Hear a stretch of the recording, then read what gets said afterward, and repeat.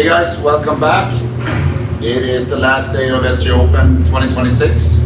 I'm here with Felix and we had an incredible day with lots of action, some injuries, and a lot of passion, and we have a lot of winners, which we will go through. We will focus on some of them more than others perhaps. Felix will jump in, but we'll start with the first final. That was actually between Western Exports Gold and Peiwa Phoenix, a local team against the Aussies. It was a comfortable victory at the end for Western Export Gold, 7-0, but a very good learning experience for Peiwa, who in secondary level, I'm not sure you know this, Felix, but primary and then on secondary level in Singapore they play only with 4 versus 4 on a smaller court. So this is one of their chances to actually experience real floorball in the sense that on a full size with 5 versus 5. So I think they gained a lot of experience on this journey. And a big congrats to both Western Exports, of course, and to Peiwa Phoenix. The next game we had was a really exciting game. It was Western Exports Gold A versus Pingyi Dragons from Shanghai. Yes, it was a great game. Pingyi Dragons really controlled this game from the beginning, and I was quite impressed by how the Australians managed to stay in the game actually, because the Pingyi Dragons, they have a lot of skills. They are bigger than the Australian players, so it's really hard for the Australians to keep up. But I feel like Pingyi Dragons has a lot of skillful players, and they actually could have scored a lot more than they did. But I feel like one thing that the Shanghai players in general tend to do is they try to take a little too early of a shot sometimes. They shoot quite hard for their age, so I bet they score a lot in practices, but I feel like if they had a little more patience, they would be able to score a bit more. Otherwise, it was a great game. It was Pingyi developing, showcasing a lot of their skills, and Australians showcasing that they can fight back even though they play a better team like this one. If you want to know more about Pingyi Dragons, you can actually watch the episode with Johnson, where he goes in a little bit more about what they do over there in Shanghai in that school. After that, we had a nail biter, it looks like, between Orion Star Spear versus NYTC Hoo-Ha. That was in the women under 18 category. NYTC, which is the national youth setup here in Singapore. So that was an even game. Nice to see. The next one we had here was the under 15 girls between Orion Star ladies and Hong Kong under 15 girls. It was interesting because they actually played in the game before to decide, and Hong Kong needed at least a point. They actually equalized with less than a minute left in that game that actually made them go through to the final. However, in the final, Orion Star ladies were a little bit too strong. Yes, the Star Ladies, they are the better team, but they were really struggling against this Hong Kong team, and you could really see by the look of the faces on the Star Ladies that they were shaky, because they didn't expect this kind of performance in the last group stage game, and Hong Kong was really going for it. There was a lot of engagement from the Hong Kong crowd. There was a lot of engagement from the Hong Kong coaches, and the players were cheering on each other really good. So they put up a great fight for a long time. They played the toughest game they've probably ever played twice today, and they managed to score. And it was a great game. Star Ladies deserved to win, but I feel like they will leave this tournament feeling like they should have been a little bit better than they actually were. Like, I feel like the gap should be a little bit bigger because it's such a prestige academy, like Star Academy.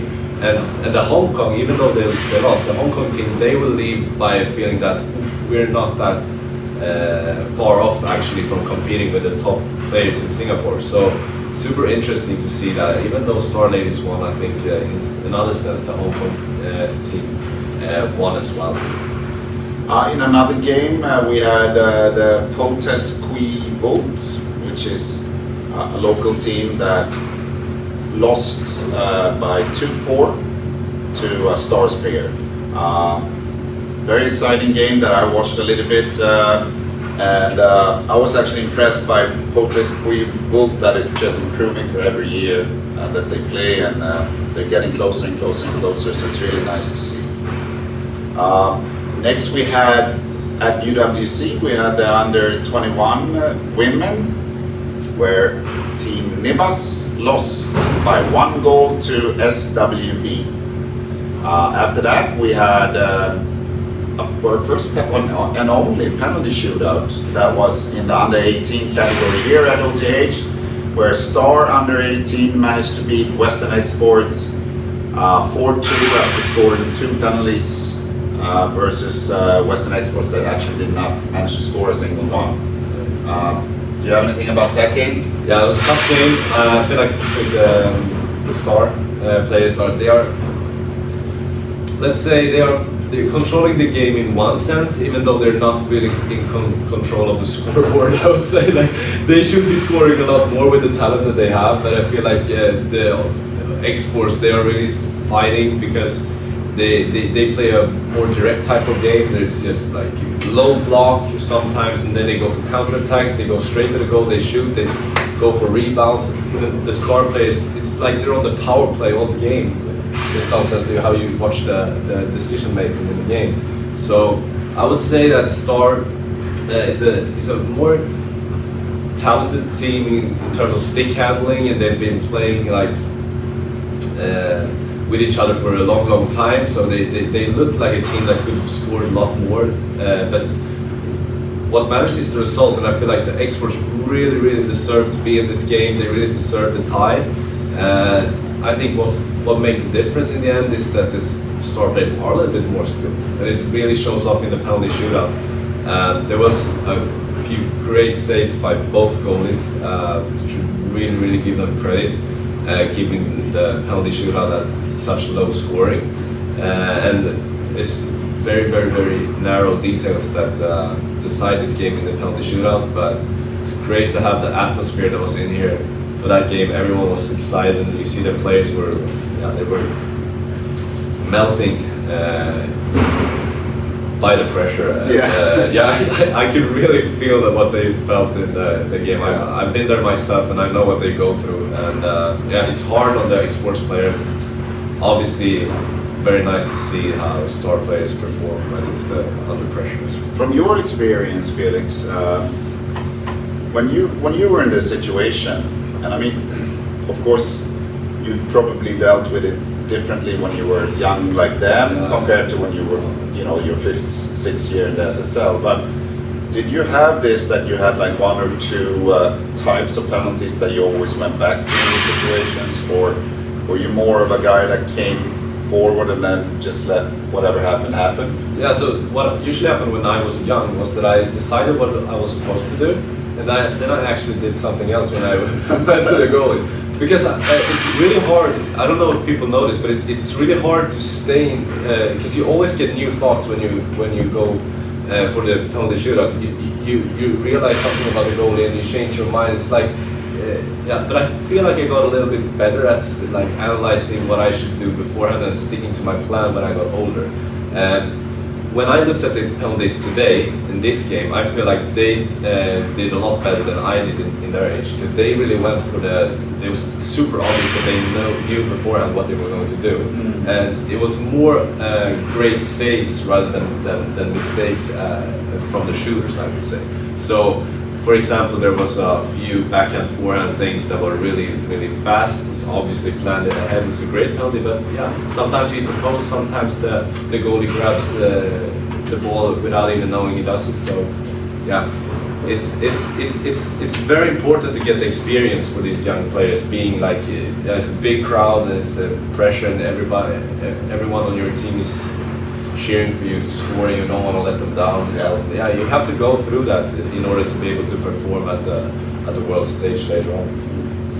Next game was an incredible game between Lions and Star Shield. 4-3 to Lions, which is somewhat of a surprise, I think. Yes, I think it is a surprise. There are a lot of players on the Lions team that are on the Australian national team, which makes it really hard to play against them because they can do everything. They are fast, they are strong, they can shoot, they can pass, they can defend like really good. But there's a lot of players on the Lions team that are lacking a bit in terms of those skills. Like not everyone is, the depth isn't always the best and the strong. That's on the other hand really good on the Orion team. They have a really solid team, and they should have won this game. If going into it, I would say they should win this game, but they didn't, and it wasn't even there was like a few really good chances at the last seconds. They could have scored, it could have went to penalty shootouts, but yeah, Exports really deserve the win. Can't help but mention a player like Rawlings who really goes for the counter-attack, such a fast-paced type of counter-attacker. Really hard to catch up with, scores. Yeah, he scores a lot. He's really efficient, and it really shows the importance of being efficient in the few chances that you get playing against a team like Orion.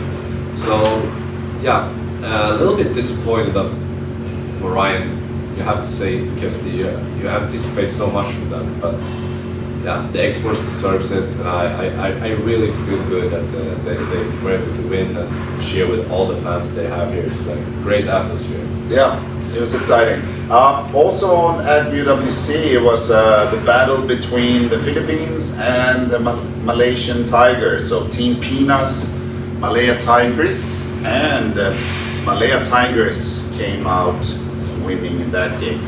Lastly, before we round this off, Felix, on a Sunday night at 10:30.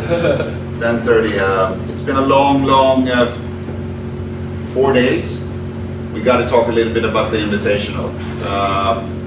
First time we ever made something like that, and it was. How do you feel looking back at these last four days of games? Yeah, so the Invitationals was obviously a great success. There was a lot of good games because we had a lot of good teams, right? There were tight games. The Orions played great, the Exports played great, and the top teams from Europe, they were really performing at the highest level. So Invitational, my favorite. Always want to look at the best players. Like it's the most entertaining. Yeah, catching the final today was great. Like Sweden was really showing off how good of a team. They were really hurt. Like they had guys with fever. They had guys with injuries, but they came out here and like really going for it. And I think the Swiss team couldn't keep up. And yeah, a great win for the Swedish All-Stars. They really deserve to win this tournament. They've been playing all great, like most teams, but they've been the best for sure. And yeah, unbeaten, and a quite tense final, which really put some pressure on the guys like Donald Collington. Yeah, scores great goals, and really you can see the fire he's bringing to the game. Like see him celebrate after the games, after the goals too. Yeah, something, you know. Yeah, like you can really tell how much he loves playing for Sweden. You can really tell how much he loves enjoying being here in SG Open to showcase his skill for all the new people he never met before. He's loving everything about it, and yeah, the crowd loves everything about him. Yeah, because he's the best player of the tournament. I feel like Donald Collington, he gets the prize, and mostly because of the great performance today.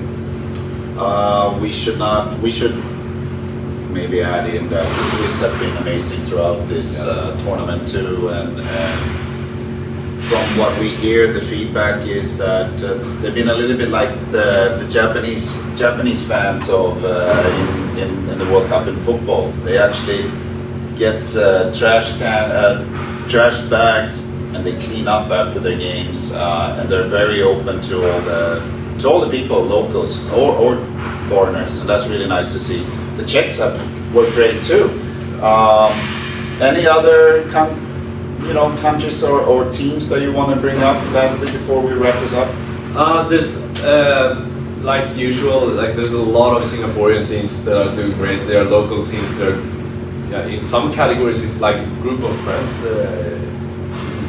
but mostly it's academies, like real teams and the invitational Orion star players from the national team. But it's, we sometimes miss out a little bit of talk about the local teams, but they really make this SG Open great, and it's fantastic to see all the talent that's showcased here in SG Open. Because yeah, Singapore, best developing floorball country in the world right now, so it's really exciting to see all the local players, and at that age there's a lot of young good players. Almost everyone, I feel like, yeah, has the potential of becoming heroes for their country in the future. It's really exciting to be able to see it live here. It's looking good for Singapore. It's looking good for all the Aussies in Australia that came with an army of both players and fans and families. Also, Hong Kong came with a lot of teams. They, I spoke a little bit with some of them, and even though they lost quite big in the Invitational, I give them props for even going there. You know, they knew that they were gonna get slaughtered in those games, and they still went, and they still never backed down. They fought their behinds off, and that's pretty amazing when you think about it. Same with New Zealand, who I feel personally, they're really improving. Yeah. You can see the players that are really playing. If you go back a few years, they were a little bit more like field hockey style. Yeah. Now it looks much more floorball-like, and honestly, in some of the games here, I feel like their first 10-15 minutes, maybe first period, they were competing with everyone, and then due to that, they don't have a big squad, they don't have that depth perhaps, they kind of like slow down in games, which I hope if they can continue that, they're going to be a really strong team too. Yeah, it's exciting to see Hong Kong, New Zealand developing. They're really going for it. They're soaking up all the knowledge as well. They're walking around, talking to everybody. They're going to seminars. They are, yeah, listening in. They are battling hard, and they feel, yeah, humble enough to be able to see that there are lots of things to learn here, and yeah, they are ready to take the steps needed to improve, to play at the highest level. It's really inspiring to follow these guys. Yeah, and on behalf of all of us here in Singapore, we want to thank you, Felix, for all the incredible work you do, analyzing, talking, interviewing people. You talk about humble, you are the humble giant of SG Open almost. And I just want to say thank you before you go back home to Sweden, but we will still be in touch because we're going to do more F&F perspective, we're going to do more Coach's Corner, we're going to do a lot of stuff together, even before up to the SSL and the Singapore League and all the other leagues that start, and continue all the way until SG Open 2027. Yeah. Will you be here? I will be here. See you guys. See you. Bye. Bye.